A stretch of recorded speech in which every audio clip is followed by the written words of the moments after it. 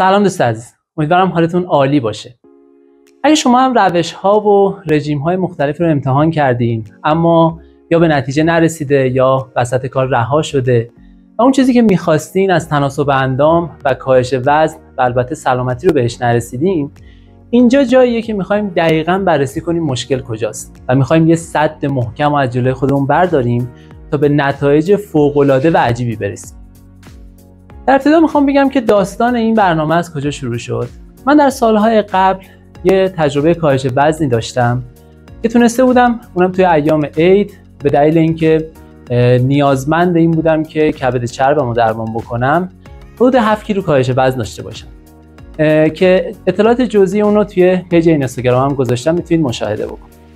وقتی این اتفاق برای من افتاد اومدم سری کمک کنم به دوستان و اطرافیان به سری افرادی که میخوان به تناسب اندام و سلامتی برسن.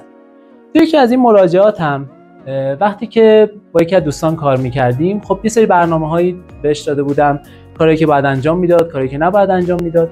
اما بعد یه مدت اومد پیش من و گفت که خسته شده از انجام این کارا و عملاً دیگه کارش درست پیش نمیره. وقتی یه ذره بررسی کردیم دیدیم که خب دقیقاً میدونه که چه کارهایی رو باید انجام بده، از خطراتی که پیش روشه برای اضافه وزن کاملاً آگاه بود.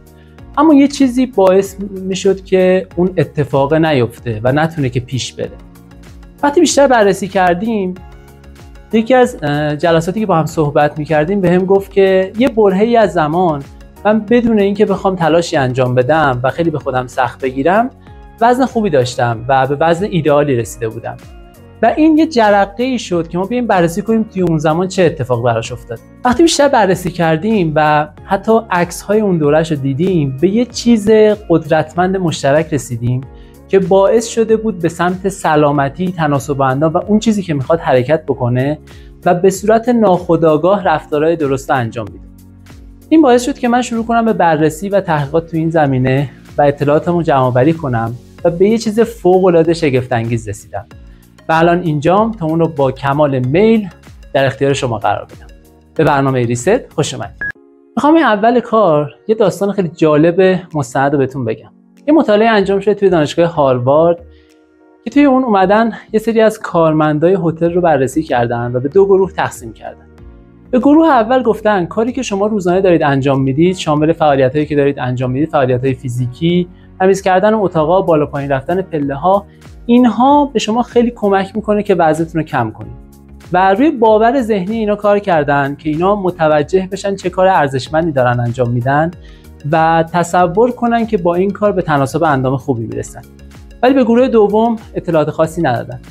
نتیجه بررسی‌ها وقتی آخر 1 ماه اینها رو بررسی کردن نشون داده که نه تنها به کاهش وزن رسیده گروه اول بلکه فشار خون و سری از پارامترهای سلامتیش هم بهبود پیدا کرده. نتیجه عجیبه. ببینید با یه تغییر ذهنی و بدون اینکه تغییری توی فعالیت فیزیکی انجام بشه این همه نتایج مثبت اومده. ما اینجا نمیخوایم بگیم که میخوایم یه گوشه‌ای بشینیم و فقط تصور ذهنی داشته باشیم. نکته مهم اینجاست 80% موفقیت ما در بحث تناسب اندام و سلامتی مثل خیلی از فعالیت‌های دیگه اینه که یک باور ذهنی داشته باشیم و سد ذهنی که نمیذاره این کار رو انجام بدیم بشکنیم و اون وقت 20% فعالیت فیزیکی، برنامه و رژیم خودش به دنبال این میاد. به عبارت دیگه ما میخوایم ناخودآگاه این کار رو انجام بدیم که نه تنها سختی برامون نداشته باشه بلکه با لذت انجامش بدیم. این اساس دوره ماست که میخوایم توی قسمت‌های مختلف اطلاعات قدرتمند و شگفت‌انگیزی به شما بدیم که واقعا خودتون آخر این دوره بتونید به راحتی به سمت مسیری که میخواید پیش برید.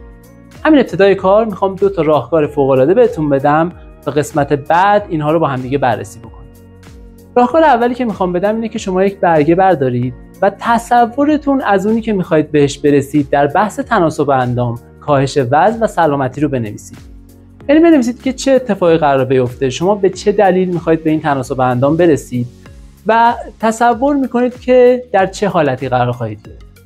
اما راهکار عملی دوم که خیلی قدرتمنده و ازتون قول میخوام که این کار رو انجام بدید اینه که قبل از هر وعده غذایی و یا هر میان وعده‌ای که میخواید مصرف کنید یه لیوان کامل آب استفاده کنید و بعد هر چقدر دوست داشتید غذا بخورید. من مطمئنم که با این 2 راهکار شما یه قدم خیلی قدرتمند رو برمی‌دارید به سمت مسیر تناسب اندام و سلامتی که می‌خواید داشته باشید. من مشتاقانه منتظرم قسمت دوم شروع بشه تا یه سری اطلاعات فوق‌العاده رو به شما ارائه بدم. تا اون موقع مراقب خودتون باشید و شاد و سلامت باشید.